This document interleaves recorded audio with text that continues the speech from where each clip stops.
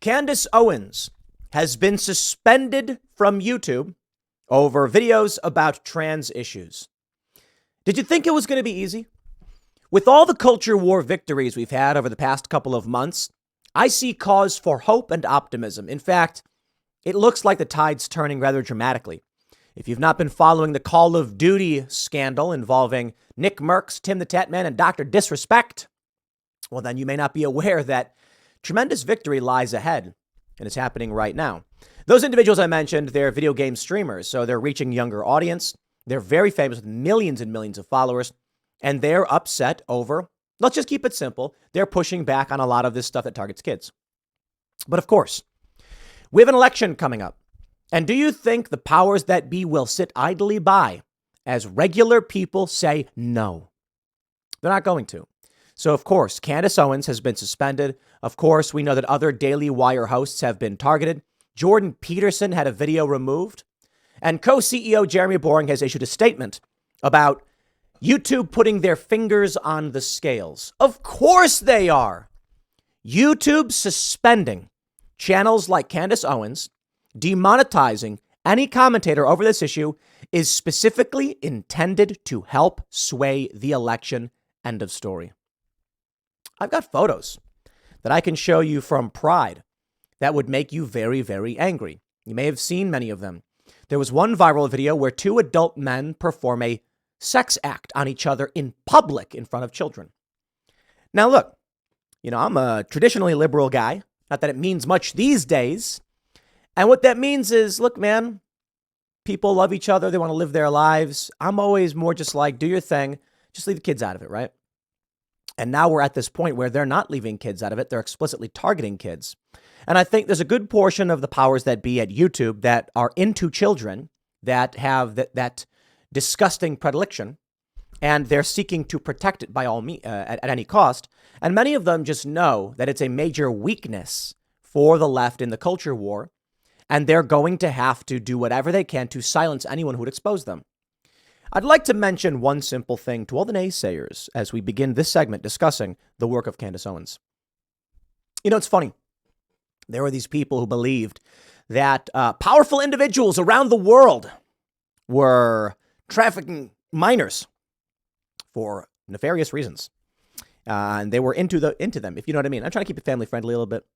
But there was a conspiracy that powerful global elites were trafficking kids and stuff. Wow. And the media said you were fake news. Over and over and over again, you're a liar, you're fake news, you made it up. And then Epstein got arrested, and Ghislaine Maxwell is currently in jail. Why? Because they have a powerful client list of wealthy global individuals, international powerful elites who were trafficking minors, if you know what I mean. So that conspiracy theory, How about that? They lied about it. The media lied about it. Here's what I think. I think there's a lot of people who are aligned with the left who absolutely are groomers and pedos. And we can see that with the Epstein stuff, right? And those aren't so much the left as they are prominent global individuals, but the left aligns with the neoliberal, neoconservative corporate hegemony. Lockheed Martin marching around with pride flags. We get it. I think for many of the political elites, they're just thinking we will take whatever we can get. So when it comes to someone like Candace Owens saying, hey, it's a bad thing, they're like, look, we don't care about it. We just want to win. And that's where we're heading right now. I do see cause for optimism, especially with the Call of Duty Activision scandal, more boycotts, Bud Light tanking. I went to a local liquor store this past weekend. We had a little bonfire. And I was like, how's Bud Light doing? The guy was like, we can't sell any of it. And he was laughing. And I was like, do that many people know about what's going on? And it's like, they don't know too much, but they know enough. And I find it very fascinating. Here's the news from the Daily Wire. Candace Owens reveals globally sanctioned lie that led to YouTube suspension. They say Daily Wire podcast host Candace Owens announced on Sunday that YouTube suspended her account because of her commentary about transgender issues. In an Instagram video, Owens said YouTube imposed a temporary ban on her channel and said the lockdown was a result of a review of videos in which she refers to trans-identifying people by their biological sex and showcases people who have expressed remorse over undergoing transgender surgeries. Owens blamed YouTube's very opaque policies for multiple strikes against her account and noted a suspension could last a week or more. YouTube's crackdown is a symptom of the latest globally sanctioned lie centered on gender ideology, Owens said. Previous cases of narrative driving falsehood centered around Black Lives Matter movement and COVID, but gender ideology is particularly insidious because it targets children, Owens added. A post Owens made to Twitter summarized what she talked about on Instagram. So I will pull this one up. Interesting. Let's read this long Twitter post from Candace Owens to break down what it is she's arguing. She says, it's true, my YouTube account has been suspended, and here's what I have to say.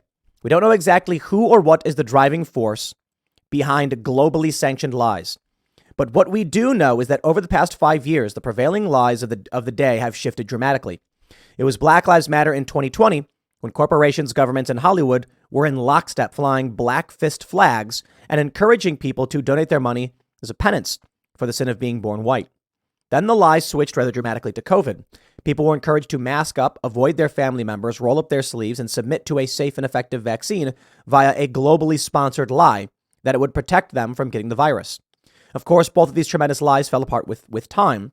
The corporation of Black Lives Matter was revealed to be fraudulent, siphoning money away from well-meaning citizens in order to enrich not Black Americans, of course, but various transgendered causes, as well as the BLM founders' close circle of family and friends. Today, the new and perhaps most insidious globally agreed upon lie is that individuals can choose or magically switch their genders. Why is this lie the most insidious, other than its frightful illumination of Western idiocy? It's the most insidious because it targets children specifically. If it needs reminding, there exists no world and certainly no cultural moment in which I become a buck that can be broken. Just as with the previous globally sanctioned lies, I will in no way submit to it. Like in previous globally perpetuated circumstances, me and those who stand against it will be maimed and caricatured in the media. And then, just like in those previous circumstances, the few of us with the courage to stand against the tides of pop fiction will be vindicated. Because in the end, truth wins. Until then, of course, she then links to a thread from Jeremy Boring, who says, over the last few months, Real Daily Wire has received around 200 violations from YouTube across our accounts. For Matt Walsh blog, Ben Shapiro, Real Candace Owens, Michael J. Knowles, Jordan B. Peterson, Andrew Clavin, and I'm Brett Cooper. Almost all over coverage of the trans debate. Now, we did here at Timcast also get one takedown, just one. And the email we received said that we will not apply a strike to your account, but we are letting you know that we are removing. It was 2 videos. It was a clip and a full episode. I think it was the clip from the full episode. So episode of Timcast IRL, 2 hours long. They said, because of this section, we're nuking the whole episode. And then the clip we made, they said, we're nuking that clip. I find it strange because we could have just added, like, not that I would want to, but instead of taking the video down, they could have said this portion of the 2 hour long full podcast episode needs to be trimmed out. Or they could manually do it and say, we've removed it. Instead, they're like, your whole episode is gone. And that seems, it's completely unreasonable how YouTube handles all of this. Not that I would want to take the clip out, mind you, but what can you really do? The clip exists on Rumble. I'm not sure if we have the archive up, but the full episode does still exist on various podcast platforms. Nothing in the video that we did was in any way hate speech or targeting people based on being trans, because as most of you know, I am not as, while I certainly agree with the Daily Wire on leave kids out of it. And I don't believe that child sex changes are appropriate nor effective. And we can see this from all of the data coming out of Europe, as well as just general research that we have here in the United States. I'll put it simply. We do not have the long-term data to support what it is they're doing at all. But I don't consider myself to have as hard a stance on the trans issue as the individuals at the Daily Wire, or even many other people we've had on the show, such as James Lindsay, for instance. My position, as I've often mentioned, is, you'll get conservatives who will say something like, there's no such thing as a trans kid. And I'm like, I'm not quite sure what that means. I mean, you're saying that children can't actually be transgender, or you're saying they're not suffering gender dysphoria? Because when I hear there's a kid who's trans, I take that to assume a child who's suffering from gender dysphoria. I suppose the argument then is that these kids are socially indoctrinated and that they're not actually experiencing any kind of internal or physical effect, more so that their parents and the world around them is driving that into them. I don't completely agree with that. Well, I certainly agree with it to an extent. I think endocrine disruptors play a major role in why we may be seeing a massive influx in trans youth. And I think it is something that should be brought up. So what we have is glass bottled water. We do have bottled water, don't get me wrong, but I try to cut up the plastics. You can't do it completely. Look, we got tons of food here. It's all wrapped in plastic. But there are chemicals that leach from plastics into food, and they're endocrine disrupting chemicals that will negatively impact children. I think that may be a big reason why we're seeing so many trans kids. And when I say so many, I think we're looking at 50 or so thousand in the past few years. And that is alarming to see this massive uptick. I think a component of it probably is socially driven. And I believe a component probably is endocrine disruptor driven.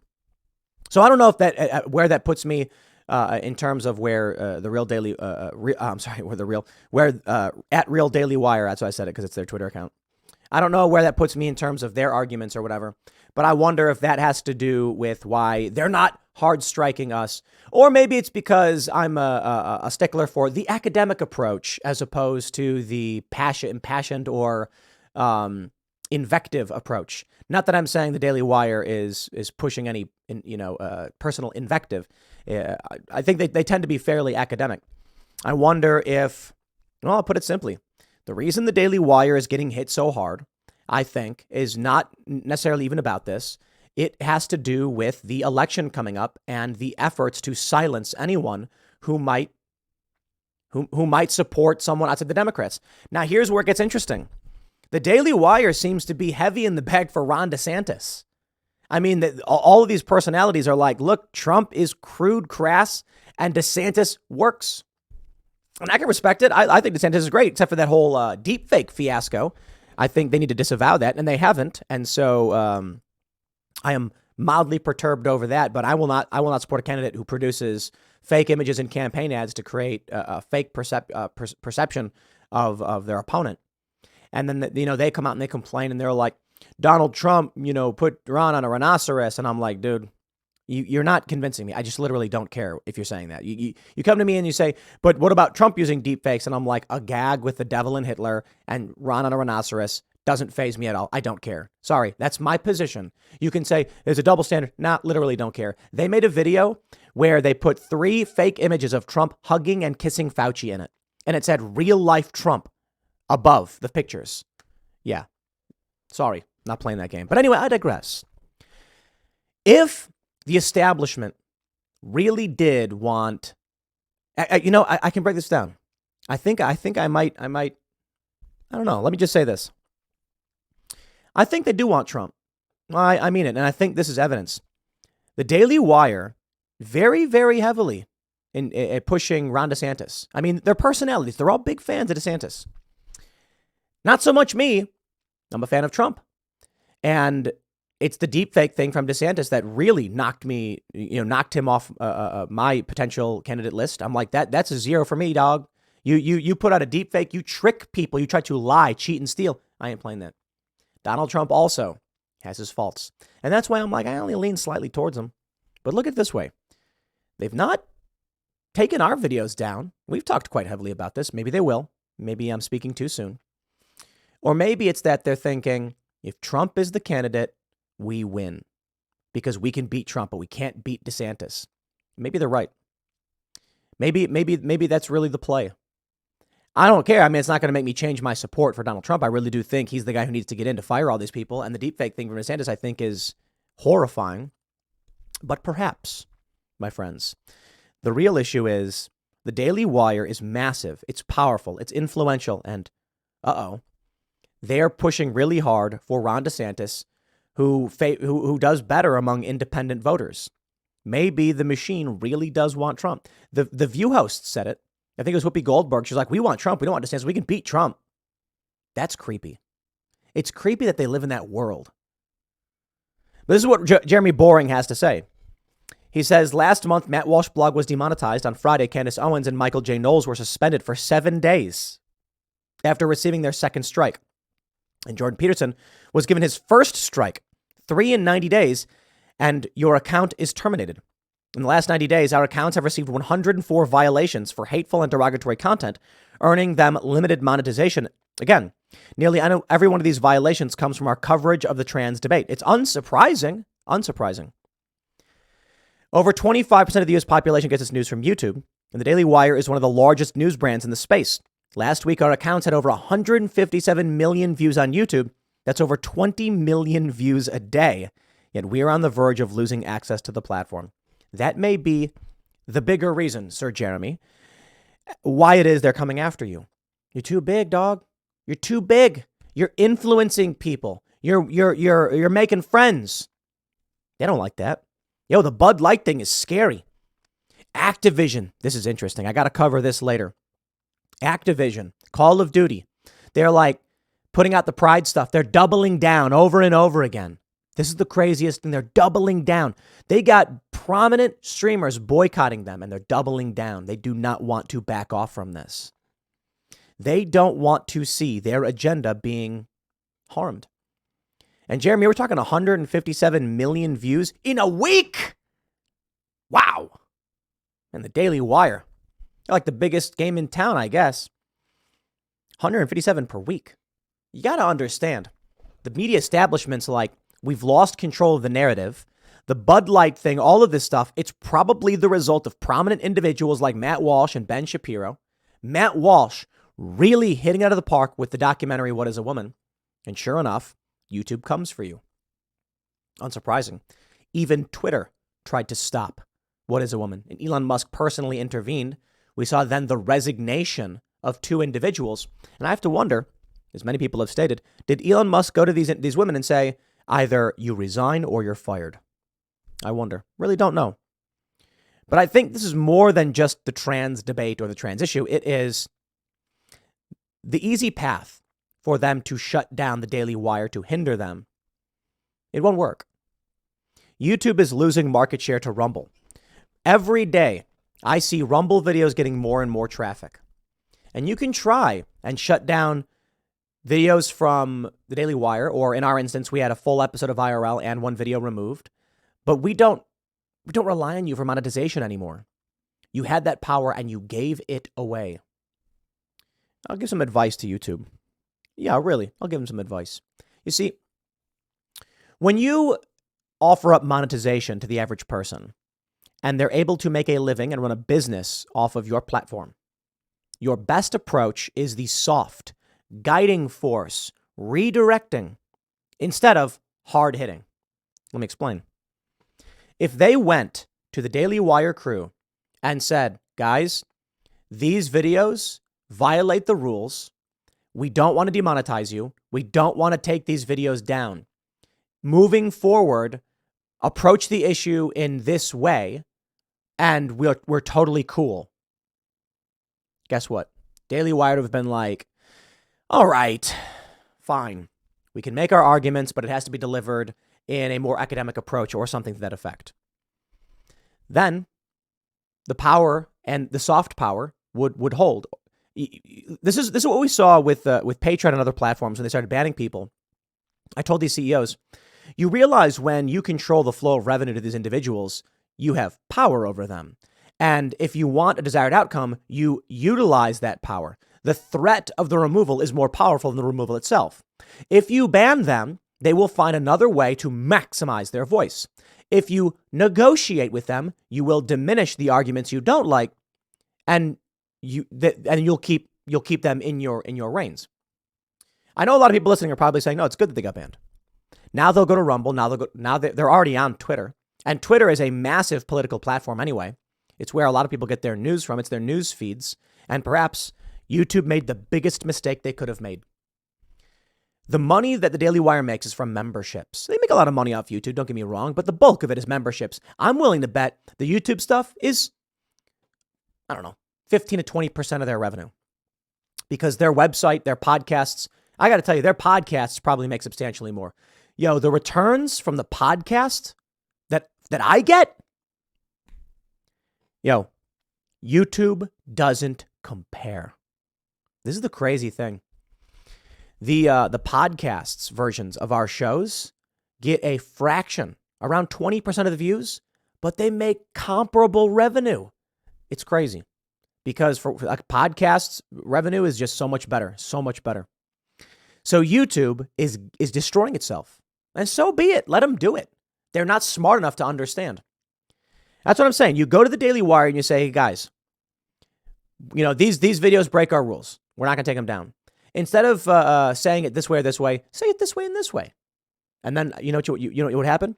You're going to have a co-CEO of Daily Wire, Jeremy Boring, and the hosts being like, we're going to lose $10 million, or we can just lighten the way we say what exactly the same thing. You see what I'm saying? Let me try to explain it this way. I always tell the people who come on Timcast IRL, YouTube has rules. We don't have rules. We seriously don't. If you say something awful, I'll argue with you. Like, this is the point of the debate. My recommendation, however, is to make your arguments academic and not invective. Don't call someone a name, explain. And so the best example of this was when we had Milo Yiannopoulos on, and he made what may be one of the greatest, and it's fairly insulting, but well put. Instead of just calling Ron DeSantis a name, which I think would be rather ineffective, but it feels good, especially to people who aren't fans, he said, when I told him, like, try and keep it academic, he said that Ron DeSantis has the charisma of something off-putting, like when you're trying to reach for something and you accidentally touch something moist, like a wet sponge. And it was one of the funniest ways to describe how he felt about Ron DeSantis in a way that was funny and less insulting, as it were. That's the point I'm trying to make about YouTube. Not that I'm saying that anyone at the Daily Wire should, or that I know for sure they would or should change the way they deliver their message. It turns out, as they've said, one of the reasons that they've had their videos removed is because they refer to males as men and females as women. They've done it enough times. In that instance, it does seem like this is more so about silencing a prominent conservative network as an election begins to approach, and I have to wonder if it's because they're big for Ron DeSantis. Not as a company or anything like that, but many of the personalities very much favor the guy. Maybe Ron DeSantis really is the path forward and the machine is terrified of it. Or maybe Ron DeSantis is backed by a bunch of the same establishment neocon people and a Trojan horse. I don't know. Those are like the prevailing thoughts, though. Me, I'm just some dude complaining on the internet, and I got no idea. I can just tell you how we do things and what I see, and it looks like they're coming for the Daily Wire. They're coming for Tucker Carlson. Fox News send him a cease and desist. It's not going to be easy. With Activision, with Bud Light, with Target, with Kohl's, with North Face, with all these big boycotts and the stock dropping. Yeah, victory is right before us. The culture is shifting and people are getting fed up, but they will thrash and they will do whatever they can to try and stop it. And perhaps that's the real issue. The real issue is that the Daily Wire have been big proponents of these boycotts, and they need to start with the big target. With 157 million views per week. Yeah, that makes Timcast look like chump change. We don't get anywhere near that. Let me think real quick about where we're at. I think we're at like 6-7 million per week. Just us. To be fair, I should probably incorporate it's probably like 8 or so. It could be more than that, actually. I gotta check. It could be around 10. But I think it's probably like 6 to 8 across all of our videos per week. And we got nothing on the Daily Wire. And maybe that's why YouTube doesn't care. They're like, 8 million a week. What's he? Daily Wire's 157 million per week. Maybe after the Daily Wire gets knocked down, they come for us. They already came for Steven Crowder. He was a big dog. So it could just be that they're starting with the biggest targets first. We'll see, man. The election cycle has begun. The campaigning has begun. The primaries are coming up. 2024, it's a year away, but still, it's ramping up. I hope you're ready. I'll leave it there. Next segment's coming up at 1 p.m. on this channel. Thanks for hanging out, and we'll see you all then.